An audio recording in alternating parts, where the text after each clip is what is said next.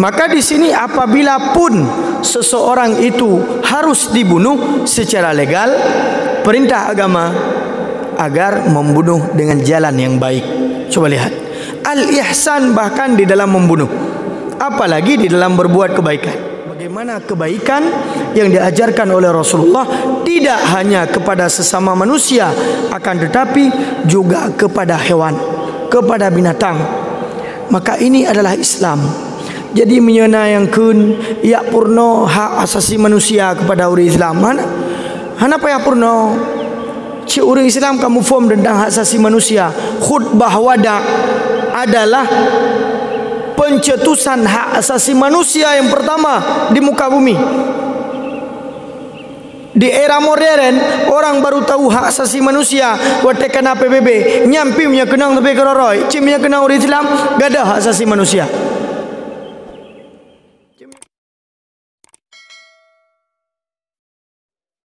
A'udzu billahi minasyaitonir rajim. Bismillahirrahmanirrahim. Assalamualaikum warahmatullahi wabarakatuh. Nahmaduhu subhanahu wa ta'ala wa nastahdihi wa na'udzu bihi min syururi anfusina wa min sayyiati a'malina.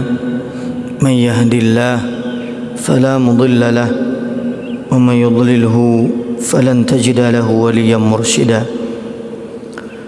Allahumma salli ala sayyidina wa maulana Muhammad wa ala alihi wa sahbihi ajma'in. Subhanaka la ilma lana illa ma 'allamtana innaka antal alimul hakim. Rabbi shrah li sadri wa yassir li amri wahlul 'uqdatam min lisani yafqahu qawli. Wa ba'd. Alhamdulillah, pada subuh yang mulia ini kita lanjutkan kajian hadis Arba'in An-Nawawi di dalam kitab Syarah Al-Majalisus Saniyah, hadis yang ke-17.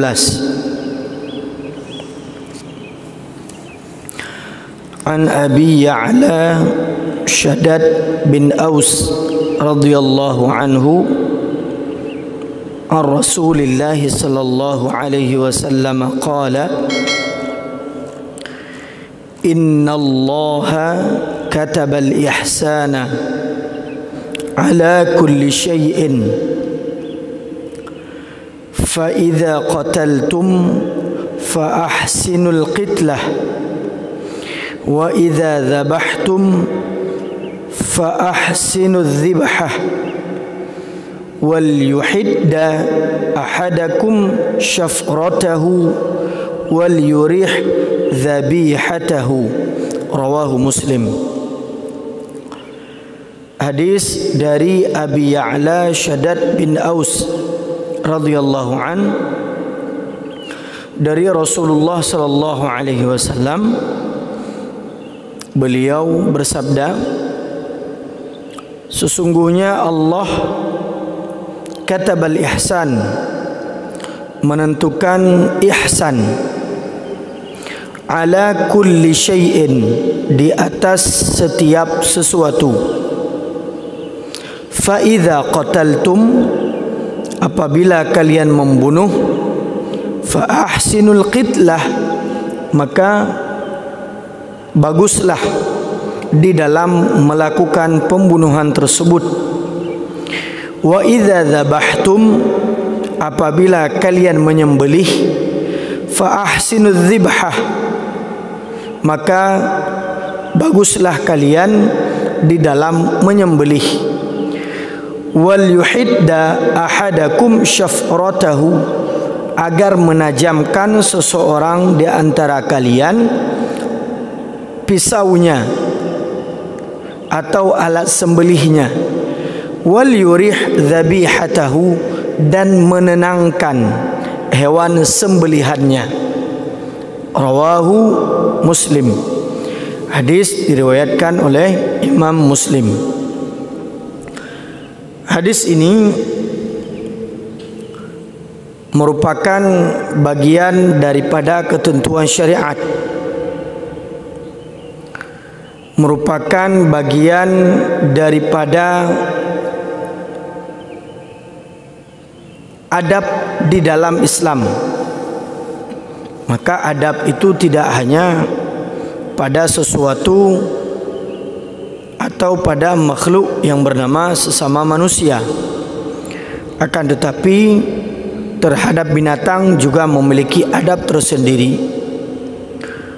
Maka di sini Allah menyebut, Rasulullah sallallahu alaihi wasallam menyebutkan, innallaha, sesungguhnya Allah, katabal ihsana, sudah menentukan ihsan.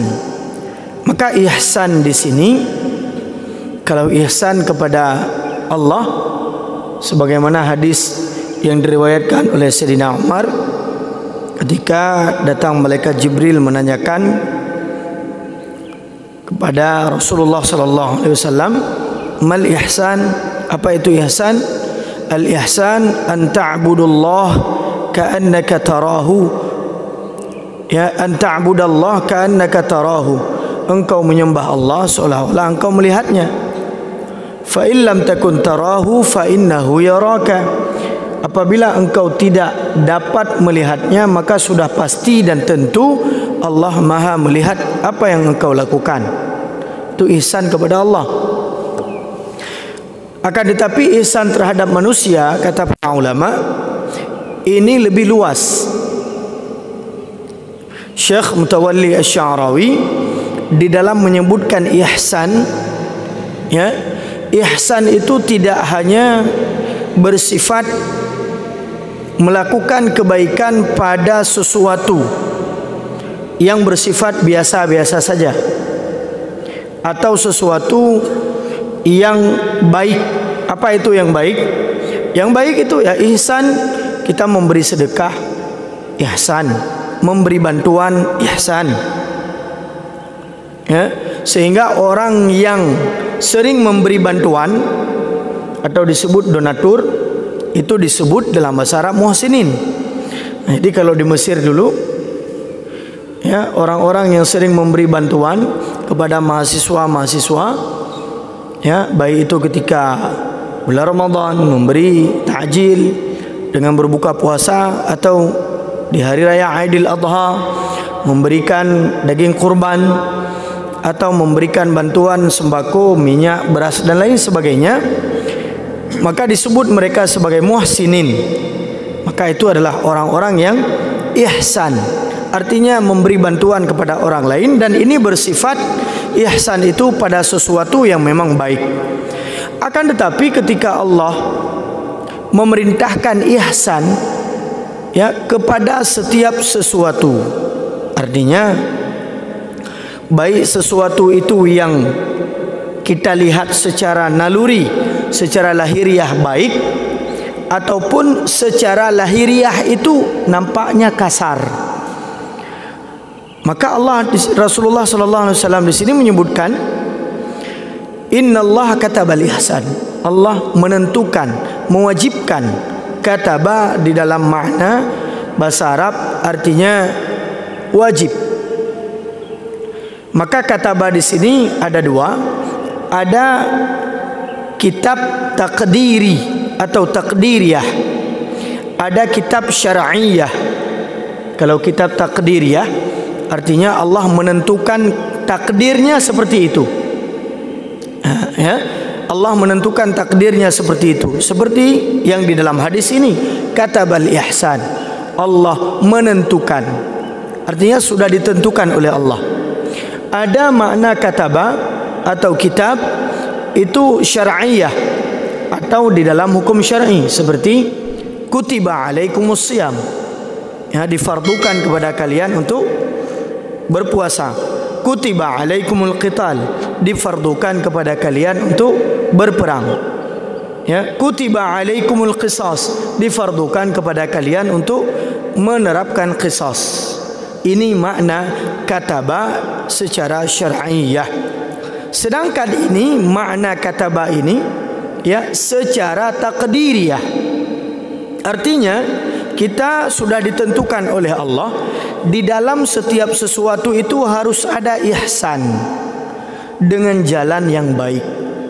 Kita lakukan dengan jalan yang baik. Bahkan di dalam memberi sedekah itu diperintahkan dengan cara yang baik. Yang dalam tabi sedekah mentang dia perintahkan dalam god dengan jalan yang god. Baik menana urung tabi sedekah. Tadi aja peng, nyempat cok peng, nyan baik lelaki-lelaki tengok. Jadi tidak ada. Tidak diperintahkan demikian. Yang diperintahkan oleh Islam adalah al-ihsan fi kulli syai. Bahkan ihsan di sini diperintahkan oleh Rasulullah sebagai sebuah ketentuan pada saat membunuh. Nah, coba lihat. Bukan hanya pada melakukan kebaikan, bahkan pada membunuh sekalipun ini diperintahkan dengan cara yang baik. Gimana cara membunuh? Bunuh yang legal, bukan ilegal. Bunuh dengan jalan yang hak. Wala taqtulun nafsal lati harramallahu illa bil haq. Jangan engkau membunuh seseorang kecuali Allah sudah membolehkan dia dibunuh. Siapa yang bolehkan dia bunuh? An-nafsu bin nafsi. Jiwa dengan jiwa, dibayar jiwa. Ya. Kemudian orang yang berzina dengan hukum rajam. Kemudian orang yang al-mufariqu li dinihi at-tariku li dinihi al-mufariqu lil jamaah. Orang-orang yang murtad di dalam agamanya. Ini yang dibunuh secara legal. Yang lain tidak boleh. Bahkan hadis yang sebelumnya yang diriwayatkan oleh Sayyidina Umar, Rasulullah bersabda, "Umirtu an uqatilan nas." Aku diperintahkan untuk memerangi manusia kecuali mereka yang bersyahadat ya dan menjalankan syariat. Maka itu tidak boleh dibunuh. Maka di sini apabila pun seseorang itu harus dibunuh secara legal, perintah agama agar membunuh dengan jalan yang baik. Coba lihat, al-ihsan bahkan di dalam membunuh, apalagi di dalam berbuat kebaikan. Maka ketika membunuh, misalnya itu na urung ka kena idrop ya, ime narkoba. Lawenya kan cukup jai. Idrop mekilo-kilo. Na yang meton idrop. Ya wate tapi keki bancerai tamang meton. Punya senjata itamang galai tamang kawai drop. Nyo narkoba bak jalan nasional baru drop. Man ketika peredaran di laut lepas. Bagaimana bisa lepas? Ya orang yang melepaskan. Ya mungkin ada pihak-pihak yang ingin yang merusak ule-ule anemit atau urung-urung Aceh. Nyak pungo mendum, nyak tuteh mendum. Hotel peka perang pane mu perang lom droy perang. Maka ketika ada orang yang dihukum mati, ditentukan diputuskan hukuman mati karena menjual narkoba. Ya. Maka ketika saat itu untuk membunuh orang tersebut sesuai dengan hukum, maka diperintahkan apa? Mempercepat kematiannya. Jadi be tasud uke sini ile. Lian takoh ni jarau. Lian takoh jarau. Lian takoh ki wate kagajra baru dah timba. Tidak boleh. Diperintahkan kalaupun dia harus dihukum mati, maka dia dihukum mati dengan jalan kematian yang cepat. Gimana cara? Oh punya mati pat, tertimba bauleh ke bauleh. Punya mati tertimba ba jantung, ketimba jantung, baik tertimba baki. Tertimba baki yang mencen-cen tu. Kagak jera urung baru mati, tidak boleh. Maka ini adalah ketentuan di dalam agama.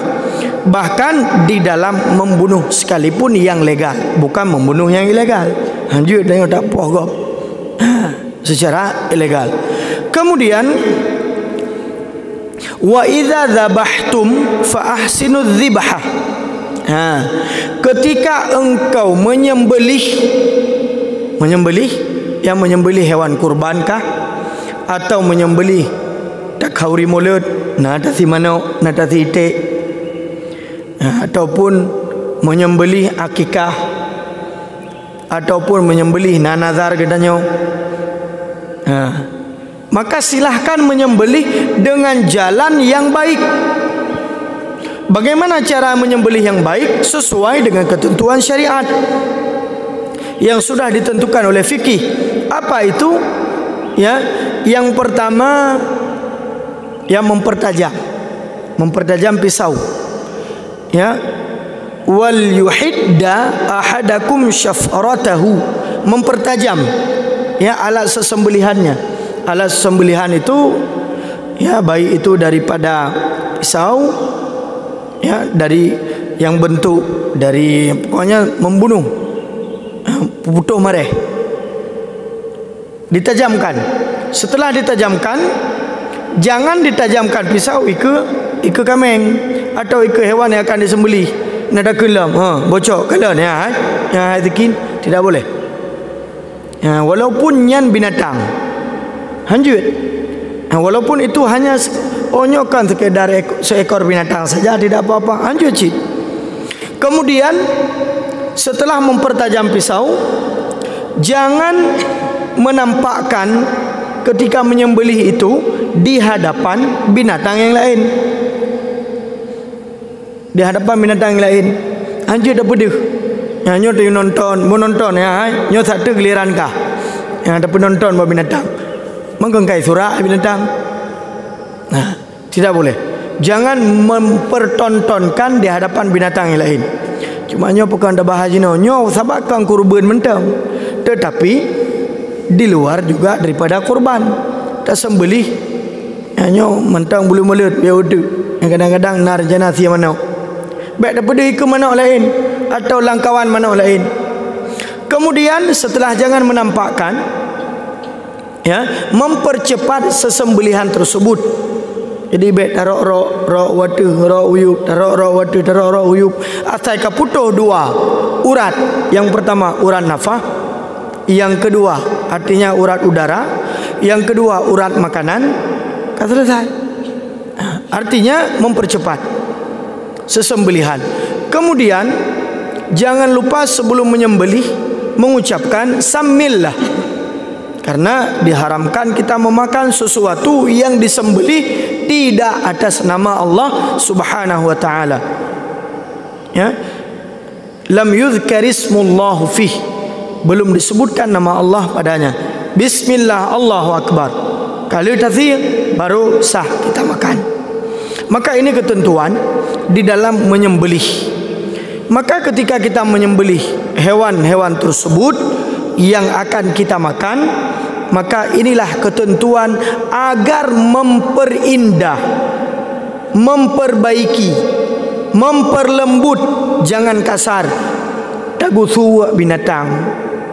Ya, tagusu binatang supaya dia tenang. Nyo rata-rata lagi gedenya terupah binatang. Mat baki mat ya, bahkan Rasulullah sallallahu alaihi wasallam ketika ada seorang sahabat itu menyembelih kambing ya, ia sahsikin sedangkan kakinya ka mieng kameng ya, aki sebelah ba mieng kameng kai perbah, dia baru ia sahsikin nekul Nabi, apakah kamu akan mematikan dia beberapa kematian?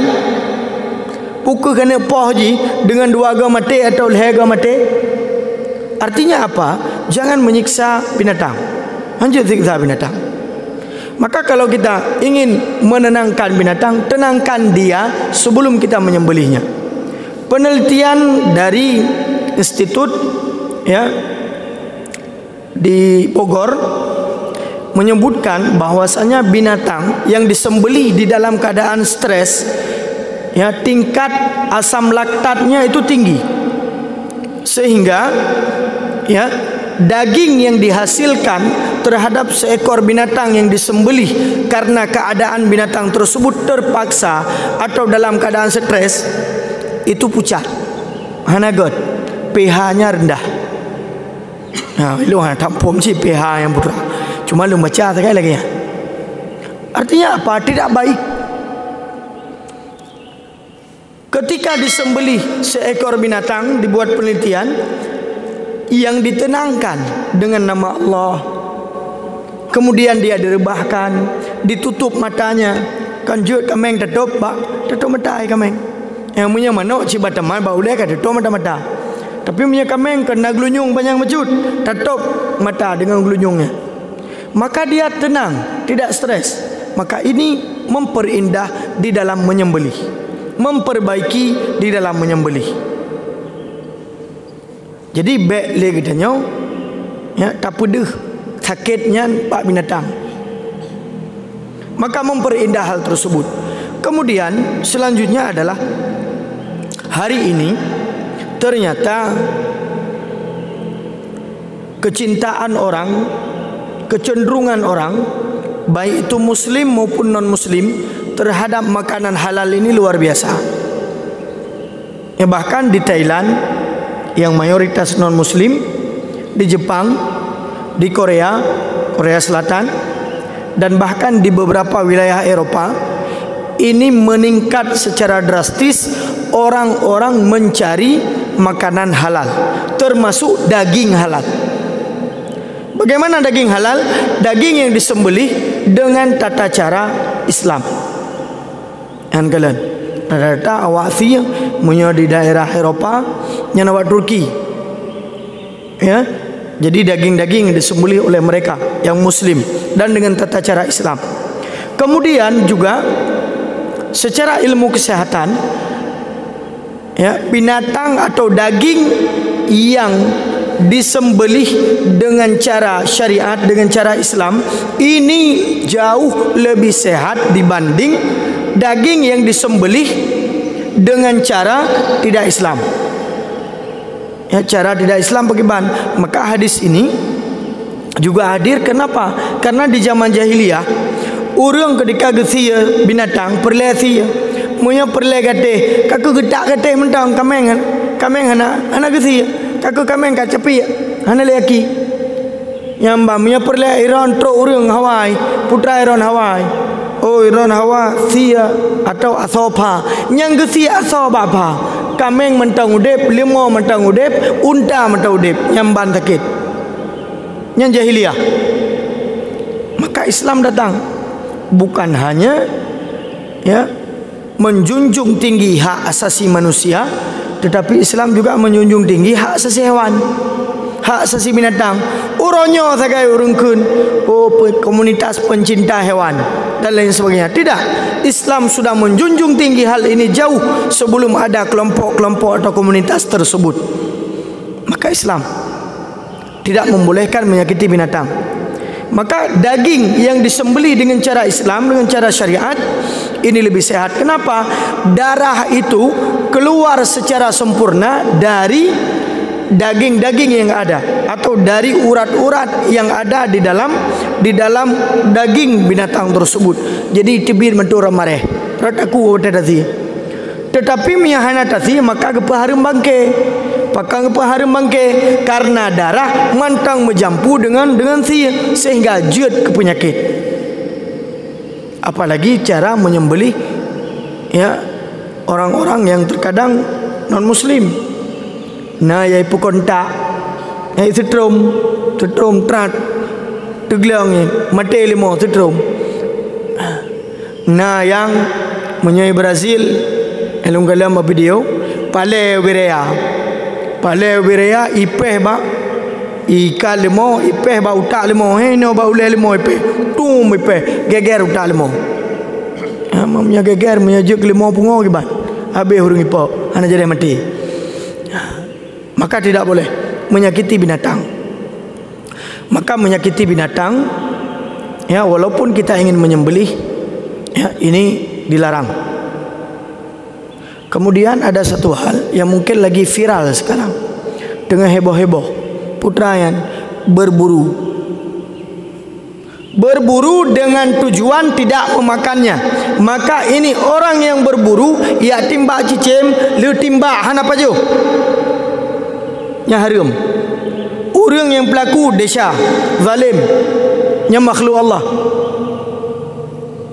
Dalilnya adalah bagaimana tidak seseorang, ya, yang disebutkan di dalam beberapa hadis, ya, dalam beberapa riwayat, ada seorang dari Bani Israel, yang mungkin yang tanya dengar beda, Nasiro, ya, wanita penzina.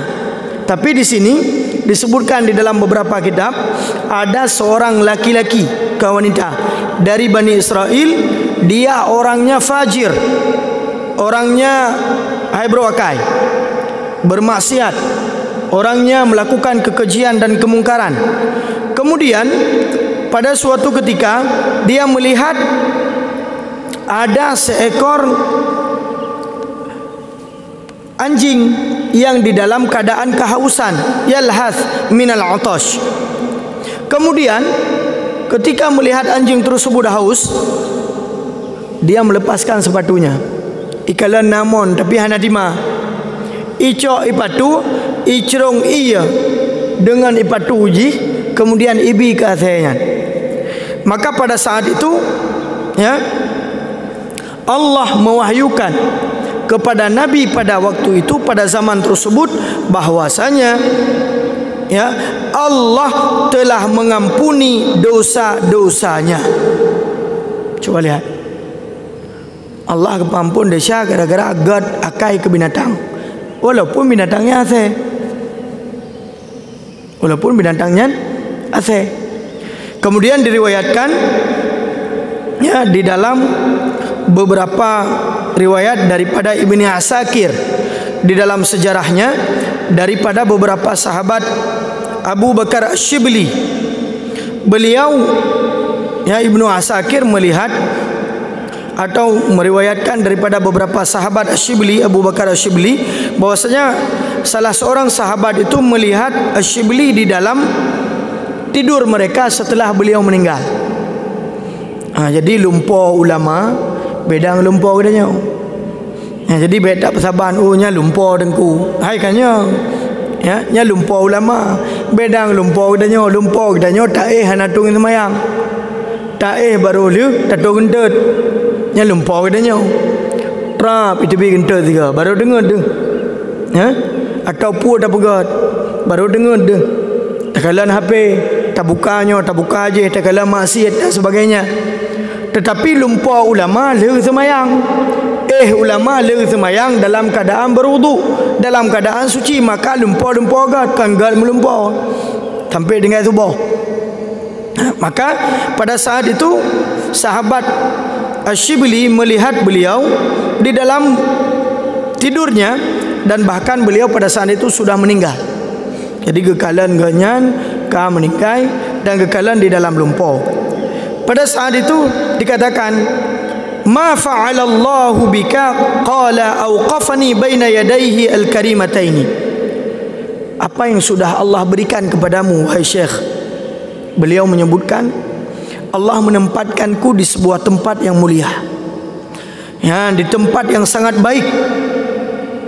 Lalu aku bertanya kepada Allah, ya Allah, pukuhnya gara-gara semayang lun kun Allah kan, pukuhnya gara-gara puasa lun kun Allah kan, pukuhnya gara-gara haji lun, firman Allah bukan, atau karena kedekatan lun dengan para ulama dan saya senantiasa menuntut ilmu, bukan. Allah memuliakanmu bukan hal tersebut atau bukan karena sebab-sebab tersebut, akan tetapi Allah memuliakanmu.